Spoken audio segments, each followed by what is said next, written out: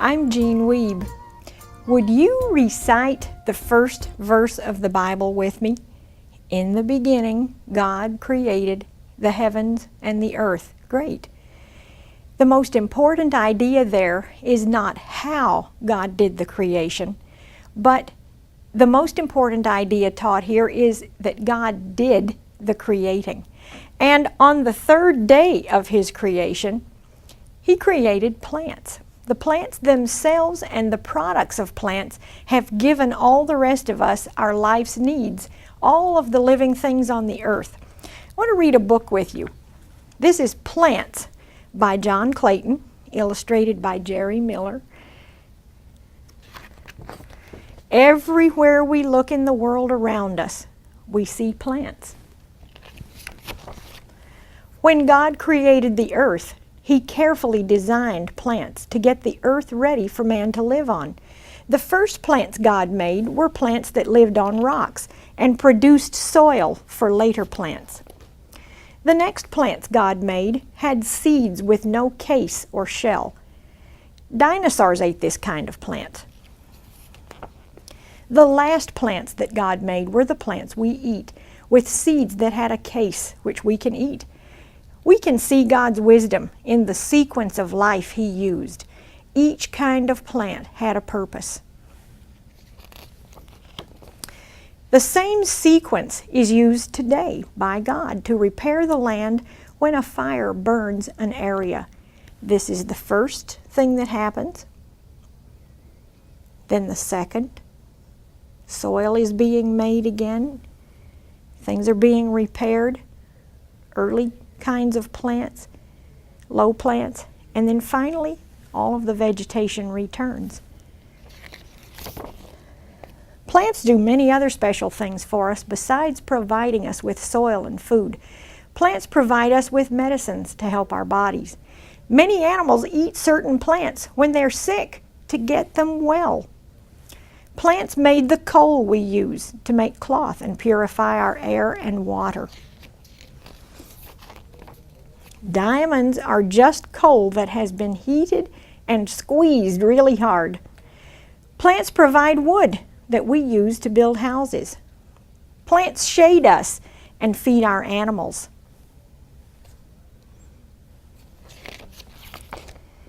We even play with plants. Do you know that we make paper out of plants?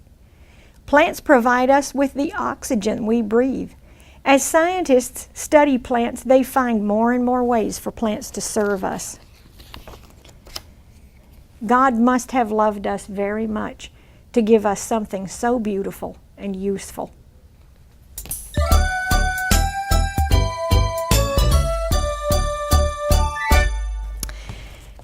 We started some bean seeds inside a paper towel and put a bunch of dirt inside that. We put the beans in last, and we put them with the little eye of the bean down and sideways and in different directions, and then watched to see how they would sprout. And when they sprouted, it's amazing. No matter what direction the seeds are planted, it sends its roots and stem in the right directions. Placed in a centrifuge, plants still send their roots down and their stems up. This ability to sense gravity is called gravitropism and is still unexplained by science. The design of a simple plant is so complex that even today we have not even begun to understand how it works. The simple things of life speak eloquently of God's wisdom and design in providing for the needs of all life. Isn't that neat? Just little seeds, and they know exactly what they're supposed to do. Not only can they turn toward the light, but they can carry weight. We planted a few bean seeds we had soaked in water, and we've made little fences around them with toothpicks in the dirt. There's a seed under each one of these little fences. Then we piled pennies on top of them, and I'm going to put some pennies on top of these seeds that you can see sprouting. Now, since we set this up several days ago, we've kind of mistreated them a little by having them in extremes of temperature and moving them around a lot. But normally they would have sprouted and been higher by now. But if you want to try this, see what happens when those little bean seeds, sprouts, stems, leaves need to get up to the sunlight for energy to grow. They will lift those pennies. Here is 1 penny. Here are 3 pennies, here are 5 pennies, and here's a whole stack of pennies. Those little seeds are so determined to get to the source of their energy that they will lift those pennies. You can try this and watch it happen.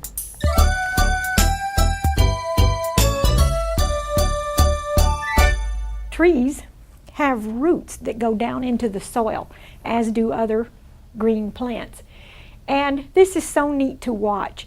They depend on water that's in the soil because all of the little nutrients, the little minerals that are in the soil can't just be gobbled up by these roots. The little tiny root hairs that go down take in water. Do you remember in the lesson where we held a brown paper towel in water and the water climbed up the paper towel because of capillarity? That's what makes water go up through these roots. That's how a plant gets the water that has the minerals and nutrients in it that the plant needs for energy. Then the energy and the food for the plant go up the plant and come out to the leaves, which make the food for the plants and for all of the rest of us.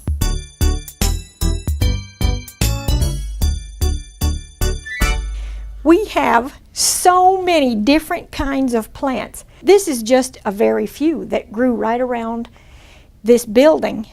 But here are different kinds of plants, and I can look at them, and I'm not a trained plant scientist, but I can tell how different they all are. I can see their little veins, I can see their stems, their leaves are all different. Their way that they make seeds all look different. Here's a variety of kinds of seeds over here, and no matter what kind of plant produced these seeds, these little seeds have no mind of their own. But as they grow, they are going to grow up to be exactly what the parent plant was.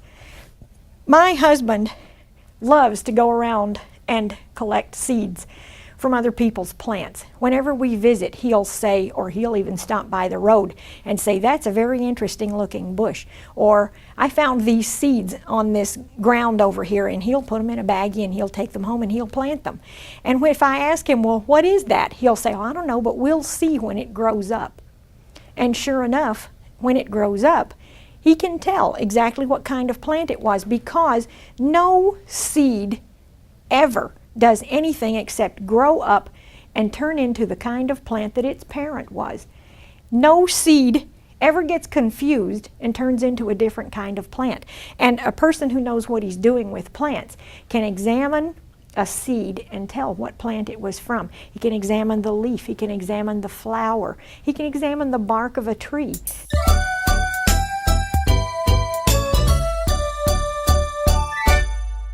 This is from Life magazine article that's very old called "The Miracle of Trees." And it shows some of the huge, magnificent, gorgeous trees that are so big at the bottom and so tall. But here's a picture of a dead log and a lot of the things that live there. And I want to tell you some of the things that are important about dead trees down in the forest. For a while, people just considered rotting wood a fire hazard and a waste and thought that those things were in the way. But now people are seeing that this is a very important part of the forest system. It provides a place for moisture to collect and nutrients to be stored, and a variety of habitats, of homes for bugs of all kinds, for little tiny organisms. So we're understanding a great deal more now about the importance of the dead vegetation in the forest. Dead trees serve as a warehouse and are even kind of like a factory with essential nutrients that enrich the soil and foster new growth. New growth is helped by these dead trees. They serve as nurseries for new plant life, and where seeds can gain a little foothold and struggle up and grow. The trunk of a dead tree is eaten by a number of kinds of plants and animals, and those things help replenish the soil as they break down the wood. The original tree that was providing food for some things, shelter for some things, making oxygen for us to breathe, was doing a good job, but the dead tree can do even more.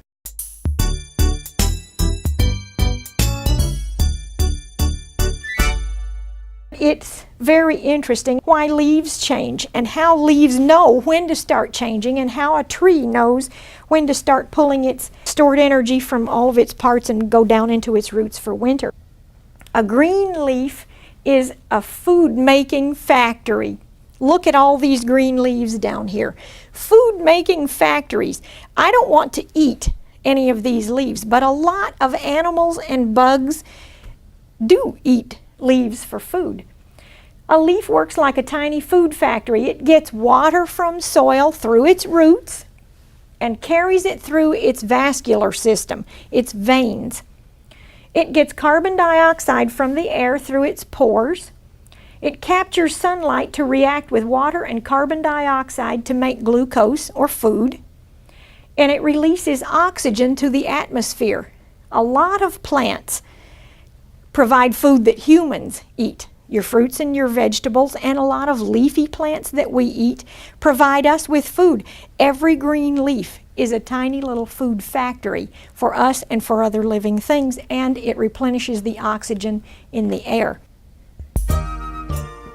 One time, a teacher in my school actually said to me, "Oh, you people who believe in God, you think that you can just walk outside and look at a blade of grass and think that, oh wow, there's a God." And I said, yes, that's exactly what I think. That's exactly perfect, because when we go outside and pick up a blade of grass, any blade of grass, or pick a flower, or go and examine a tree, or any kind of plant that exists, we can find all of its complicated, complex little parts that work together, that get food, that take carbon dioxide, which is the used air that we breathe out, and energy from sunlight, and can make food and can clean the air. They take the carbon dioxide out and they produce pure oxygen and put it back. So our plants all over the world, they make food and they clean the air, and they're beautiful to look at. We know that our God did all of this for us to prepare the earth for man. He provided all of these plants. So we know that God loved us enough to fix us a place that was perfect for all of our needs. We know that we have an awesome God.